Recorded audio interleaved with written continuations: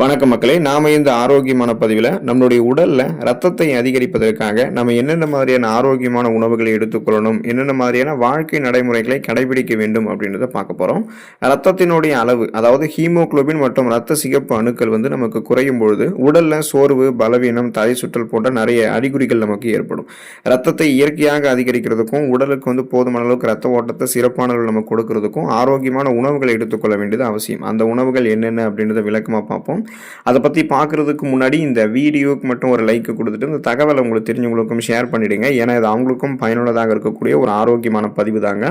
இது போன்ற அப்டேட்ஸ்களை நீங்கள் தொடர்ந்து பார்க்குறதுக்கு நம்மளுடைய ஹெல்த் நியூஸ் தமிழ் சேனலை மறக்காமல் சப்ஸ்கிரைப் பண்ணி வச்சுக்கோங்க. பக்கத்தில் இருக்கக்கூடிய பெல் பட்டனையும் கிளிக் பண்ணி ஆல் அப்படின்ற ஆப்ஷனையும் செட் பண்ணி வச்சுக்கிட்டீங்க அப்படின்னா நாங்கள் போடக்கூடிய எல்லா அப்டேட்ஸும் உங்களுக்கு நோட்டிஃபிகேஷன் அடிக்கடி சேரும். சரி வாங்க மக்களே, இப்போ வீடியோக்குள்ளே போயிடலாம்.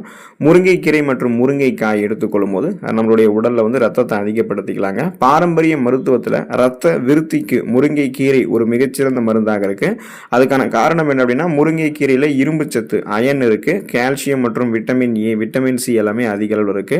இதனுடைய செயல்பாடு என்னன்னு பார்த்தீங்கன்னா, இந்த முருங்கைக்கீரையில் இருக்கக்கூடிய சத்துக்கள் ரத்தத்தில் ஹீமோகுளோபினுடைய அளவை வேகமாக உயர்த்துறதுக்கு உதவிகரமாக இருக்கும். புதிய ரத்த சிகப்பணுக்களுடைய உற்பத்தியை இது தூண்டும். அதாவது ரெட் பிளட் செல்ஸோட எண்ணிக்கையை நமக்கு அதிகப்படுத்தி ஹீமோகுளோபினுடைய கவுண்டை இன்க்ரீஸ் பண்ணி ரத்த சோகையெல்லாம் நமக்கு ஏற்படாமல் பாதுகாத்துக் கொள்ளும். பேரிச்சம்பழங்களை எடுத்துக்கொள்ளும் போது நம்மளுடைய உடல் ரத்தத்தை அதிகப்படுத்திக்கலாங்க. இதனுடைய நன்மைகள் என்னன்னு பார்த்தீங்கன்னா, இயற்கையான முறையில் இரும்பு சத்து மற்றும் ஆற்றலை தரக்கூடிய சிறந்த உணவுகளில் பேரிச்சம்பழங்களும் முதன்மையானது. இரும்பு சத்து வளமான அளவில் நிறைந்திருக்கக்கூடிய உணவுகளில் பேரிச்சம்பழமும் ட்ரை ஃப்ரூட்ஸ் பார்த்தீங்கன்னா அந்த பேரிச்சம்பழம் முதன்மையானதாக இருக்கும். இதனுடைய செயல்பாடு என்னன்னு பார்த்தீங்கன்னா, இப்போ நீங்கள் இந்த பேரிச்சம்பழங்கள் எடுத்துக்கொள்ளும் போது தாமிரம், காப்பர் இருக்கு, மெக்னீசியம், இரும்பு சத்து மற்றும் விட்டமின் சி நிறைந்திருக்கு. அப்போ தினசரி 2லிருந்து ஒரு 3 பேரிச்சம்பழங்களை நீங்கள் எடுத்துக்கொள்ளும் போது ரத்த சோகை அப்படின்ற அந்த அனிமியா ப்ராப்ளம் உங்களுக்கு கியூர் ஆகிடும். அதனுடைய அறிகுறிகள்லாம் உங்களுக்கு நீக்கப்பட்டு உடல் சுறுசுறுப்பாக இருக்கும். மயக்கம், தலைவலி, குமட்டல், வாந்தி எல்லாம் இல்லாமல் சுறுசுறுப்பாக நீங்கள் செயல்படுவீங்க. சோர்வு அப்படின்றது உங்களுடைய உடலில் இருக்காது. ஸோ ஒருவேளை ரத்தம் சிகப்பு அணுக்கள் குறைஞ்சாதான் இந்த மாதிரிலாம் நிறைய அறிகுறிகள் இருக்கும். அப்போ ரத்தத்தை அதிகப்படுத்தி கொண்டு போதுமான அளவுக்கு ஊட்டச்சத்தை பெறுவதற்கெல்லாமே பேரிச்சம்பழங்கள் நம்ம எடுத்துக்கொள்ளணும். மூன்றாவதாக மாதுளம் பழங்கள் நம்ம எடுத்துக்கொள்ளலாம். மாதுளம் பழம் நமக்கு ரத்தத்தை நம்மளுடைய உடலில் அதிகப்படுத்துங்க. இதனுடைய நன்மைகள் என்னன்னா, மாதுளம் பழம் ரத்தத்தை சுத்திகரிக்கிறதோடு மட்டும் இல்லாமல் ரத்தத்தினுடைய அளவையுமே அதிகரிக்க செய்யக்கூடிய ஆற்றல் கொண்டிருக்கு. இதனுடைய செயல்பாடு எப்படி இருக்குன்னு பார்த்தீங்கன்னா, இது இரும்பு சத்து, கால்சியம், புரதம் மற்றும் நார் சத்து கொண்டிருக்கு. மேலும் இதில் பார்த்தீங்கன்னா ஆன்டி ஆக்சிடென்ட்கள் இருக்கு. ஸோ இது ரத்தத்தை அதிகரிக்கிறது மட்டும் இல்லாமல் ரத்த ஓட்டத்தை எப்போதுமே நமக்கு சீரான அளவில் தொடர்ந்து பராமரித்துக் கொள்வதற்குமே உதவிகரமாக இருக்கும். அதாவது பிபி அப்படின்ற அந்த பிளட் ப்ரெஷர்லாம் எதுவும் ஏற்படாமல் நம்மளுடைய உடம்புல, நரம்புகளில், ரத்த நாளங்களில் எந்த விதமான இறுக்கங்களும் இல்லாமல் ரத்த ஓட்டம், அந்த பிளட் சர்க்குலேஷன் சீரான இருக்கிறதுக்கு மாதுளம் பழம் நமக்கு துணை புரியும். பீட்ரூட் நம்ம எடுத்துக்கொள்ளும் போது உடலில் ரத்தத்தை நம்ம அதிகப்படுத்திக்கலாங்க. ரத்த விருத்திக்கு பரிந்துரைக்கப்படக்கூடிய காய்கறிகளில் பீட்ரூட் மிக முக்கியமான இடத்தை பெறக்கூடியதாக இருக்கு. பீட்ரூட்ல இரும்பு சத்து, பொட்டாசியம் மற்றும் நார் சத்து அதிக அளவில் இருக்குங்க. ஸோ இது ரத்த சிகப்பு அணுக்கள், அதாவது ரெட் பிளட் செல்ஸோடைய உற்பத்தியை ரத்தத்தில் அதிகப்படுத்துறதுக்கு, அதாவது விரைவுபடுத்துவதோடு உடலில் இருக்கக்கூடிய நச்சுக்களை சுத்திகரித்து வெளியேற்றுவதற்கும் ஹெல்ப் பண்ணும். ரத்தத்தில் இருக்கக்கூடிய நச்சுக்கழிவுகளையுமே வெளியேற்றுவதற்கும், ரத்த ஓட்டத்தை சிறப்பான அளவில் பராமரிக்கிறதுக்கும், பிபி அப்படின்ற அந்த பிளட் பிரஷர், ரத்த அழுத்தத்தை எல்லாம் கட்டுப்படுத்துறதுக்கான நைட்ரேட்டுகளையும் பொட்டாசியத்தையும் நமக்கு வழங்கக்கூடியதாக தான் பீட்ரூட் இருக்குங்க. ஸோ மொத்தத்தில் நீங்கள் பீட்ரூட் ஜூஸ், பீட்ரூட் எல்லாம் எடுத்துக்கிறீங்க அப்படின்னா, அதாவது வாரத்தில் 2 அல்லது 3 நாட்கள் பீட்ரூட் காய்கறியை சமைத்து எடுத்துக்கிறீங்க, வாரத்தில் ஒரு தடவை பீட்ரூட் ஜூஸ் எல்லாம் எடுத்துக்கிறீங்கன்னா ரத்த ஓட்டம் சிறப்பாக இருக்கும். சுறுசுறுப்பாக நீங்கள் செயல்படுவீங்க.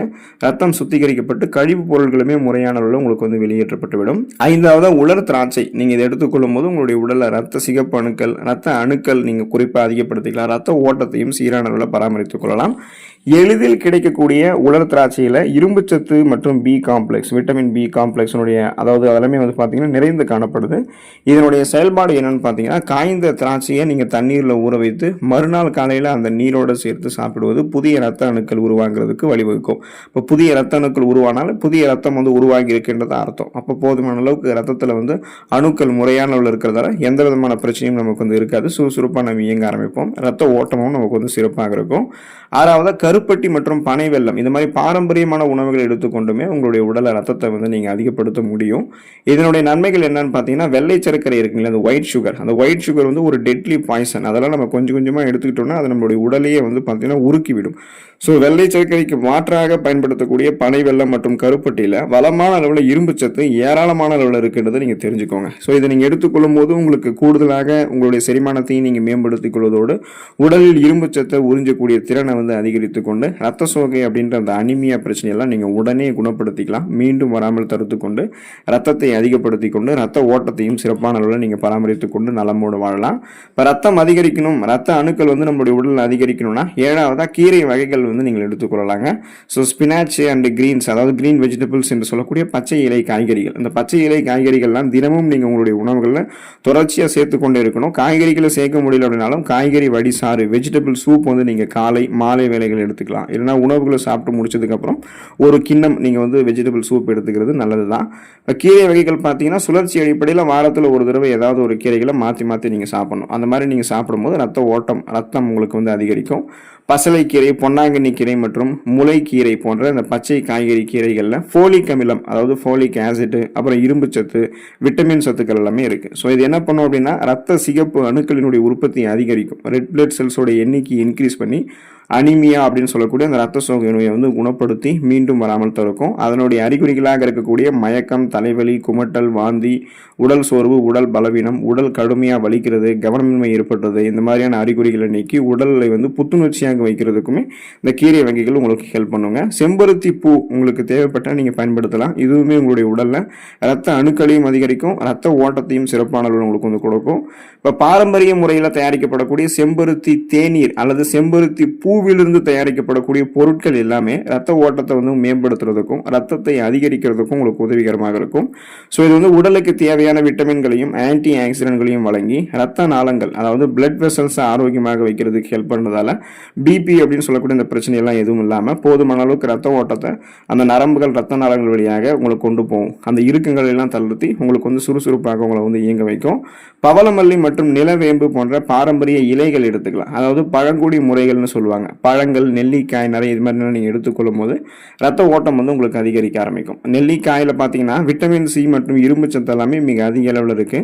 இப்போ விட்டமின் சி வந்து உடலுக்குள் இரும்பு சத்தை முழுமையாக உங்களுக்கு உறிஞ்சு கொள்ளக்கூடியதுக்கு ஹெல்ப் பண்ணும். ஏன்னா விட்டமின் சி தான் இரும்பு சத்தை. மற்ற உணவுகள் நீங்கள் ஏதாவது சாப்பிட்றீங்கன்னா அதில் இருக்கக்கூடிய இரும்பு சத்தை டக்குன்னு நம்மளுடைய உடம்பு வந்து ஈஸியாக உறிஞ்சுவதற்கு உதவி பண்ணி ரத்த சோகையை குணப்படுத்தி நம்மளை சுறுசுறுப்பாக வைக்குது. ரத்த ஓட்டத்தையும் முறையான அளவில் பராமரிக்கிறதுக்கும் ரத்தத்தை வந்து சுத்திகரிக்கிறதுக்குமே உதவிகரமாக இருக்கும்.